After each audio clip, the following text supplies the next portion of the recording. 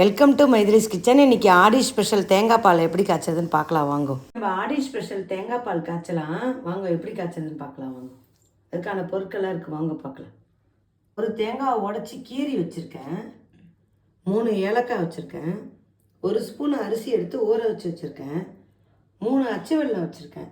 எப்படி பண்ணுறதுன்னு பார்க்கலாம். இப்போ அச்சு வெல்லத்தை தண்ணியில் போட்டு நம்ம கரைய வச்சுக்கலாம். அந்த இதில் 3 வெல்லம் எடுத்து வச்சோம்ல, 1 டம்ளர் ஜலம் ஊற்றிக்கலாம் கரையிறது. இது நல்லா கரைஞ்சிட்டே இருக்கட்டும்.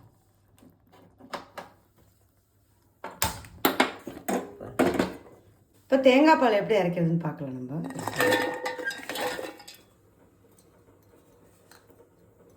ஏலக்காய் 3 போடுறேன். ஃபஸ்ட்டு அடிச்சுட்டு அப்புறமா நம்ம ஜலம் ஊற்றிக்கலாம்.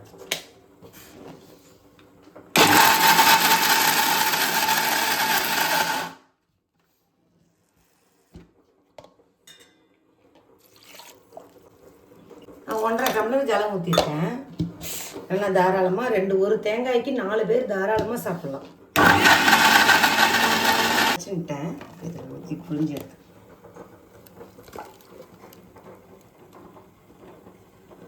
இது கையால் தான் நம்ம பண்ணணும். அதான் நல்லா இருக்கும் புளிஞ்சு எடுக்கிறதுலாம்.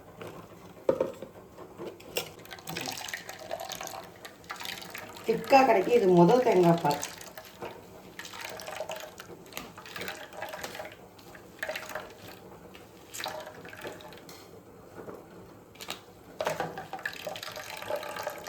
இந்த அரிசி ஊற வச்சோம்ல, 1 ஸ்பூன், ஒரு அரை மணி நேரம் ஊற வைக்கணும். அப்போ தான் நல்லாயிருக்கும்.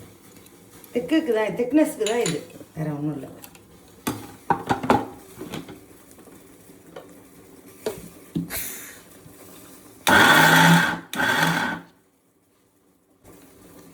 ஒரு டம்ளர் தண்ணி ஊற்றிக்கிறேன். போதும் இதுவே. இது முதல் தேங்காய் பால். நான் தனியாக இதை எடுத்து வச்சுன்றேன். அப்புறம் தான் இதுக்கு வேலை. இது கடைசியாக தான் வேலை. இப்போ வேலை இல்லை. இது 2வது தேங்காய் பால். அரிசி போட்டு அரைச்சி வச்சுருக்கேன். அரிசி எதுக்கு போடுறோன்னா திக்னஸுக்கு தான் நம்ம போடுறோம். பயப்பட வேண்டாம், தெரியாது. பாருங்கள், வேணுங்கிற அளவு நம்ம ஜலம் ஊற்றிக்கலாம். மனுஷாளுக்கு தக்கன ஜலம் ஊற்றிக்கலாம். அவ்வளோதான். நம்ம இனிமேல் புளிய வேண்டாம். ரொம்ப நீர்க்க வந்துடும், வேண்டாம்.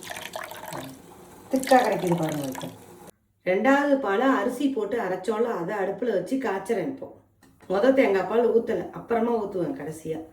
இதை பாருங்கள், பாக வடிகட்டுறேன். இப்போ மண்ணு கல்லெல்லாம் இருக்கும், அதனால் நம்ம வடிகட்டிக்கிறது நல்லது. இது கொதிக்கிறதுக்குள்ளே இந்த பாகு ஆறட்டும். தேங்காய் பால் பாருங்கள், அரை காய்ச்சல் காய்ச்சிட்டேன். அரை காய்ச்சல் தான் காய்ச்சணும் இது. இப்போ அடுப்பை அணைச்சிடலாம். இப்போ இந்த வெள்ளத்தை விட்டுறேங்க. வெள்ளம் வடிகட்டி வச்சல,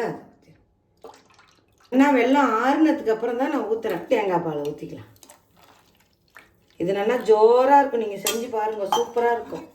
ரொம்ப நல்லா இருக்கும். தெரியவே தெரியாது பாருங்கள், ரொம்ப நல்லா இருக்கும். ரொம்ப உடம்புக்கும் நல்லது தேங்காய் பால். காய்ச்சி பார்த்துட்டு எல்லோரும் கமெண்ட்டில் சொல்லுங்கள் எப்படி இருக்குன்னு.